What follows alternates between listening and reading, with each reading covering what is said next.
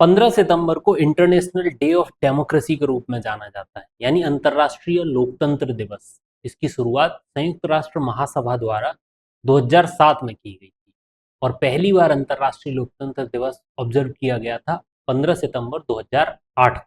अंतर्राष्ट्रीय लोकतंत्र दिवस का उद्देश्य क्या है?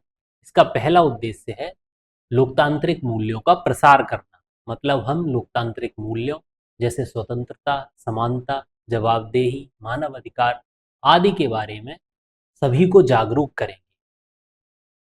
दूसरा, शासन में पारदर्शिता और जवाबदेही को प्रोत्साहित करना। मतलब जब तक सत्ता में बैठे हुए लोग अपने कर्तव्यों के लिए जनता के प्रति जवाबदेह नहीं होंगे, तब तक जनता के लिए शासन मुमकिन नहीं हो सकता।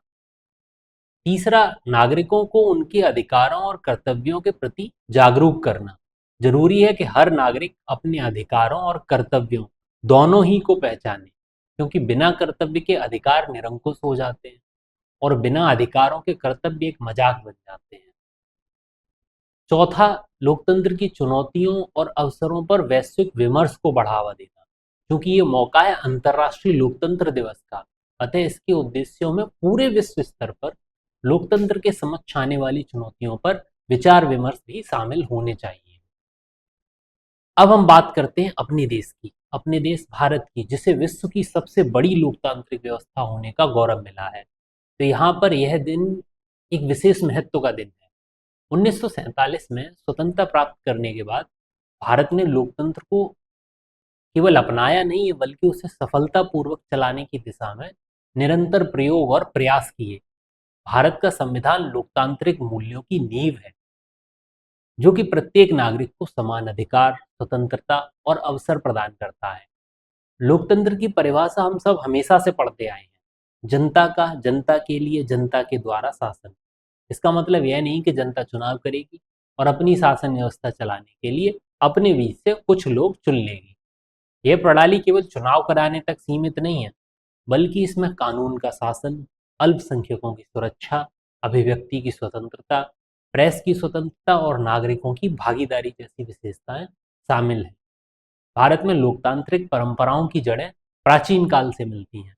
वैदिक सभाओं, सभा और समिति से लेकर बौद्ध संघों, गणराज्यों तक भारत ने लोकतांत्रिक प्रयोगों की लंबी यात्रा देखी है। स्वतंत्रता आंदोलन के दौरान महात्मा गांधी, पंडित नेहरू, डॉक्टर अंबेडकर जैसे नेताओं ने लोकतंत्र को स्वतंत्र भारत का आधार बनाने का निर्णय लिया। 26 जनवरी 1950 को लागू हुआ हमारा संविधान, दुनिया का सबसे विस्तृत और व्यापक संविधान, जिसने भारत को संपूर्ण प्रभुत्व संपन्न, समाजवादी, पंथ निरपेक्ष और लोकतांत्रिक गणराज्य घोषित किया।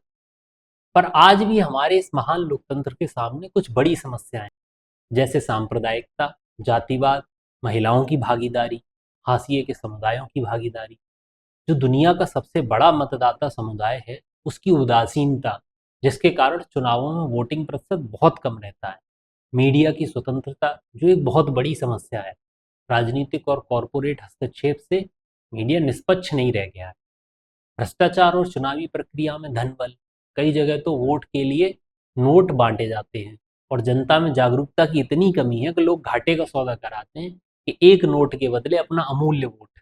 बहुत घाटे का सौदा है।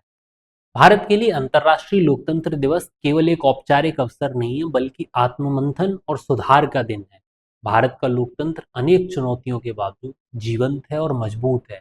यह केवल शासन का तरीका नहीं है, बल्कि 140 करोड़ भारतीयों की जीवन शैली है, जो विविधता में एकता का प्रतीक है। लोकतंत्र तभी सशक्त होता है जब नागरिक अपने अधिकारों के साथ साथ अपने कर्तव्यों का भी पालन करें। इसलिए आवश्यक है कि भारत अपने लोकतांत्रिक आदर्शों को न केवल बनाए रखे, बल्कि उन्हें वैश्विक स्तर पर एक आदर्श के रूप में प्रस्तुत करे।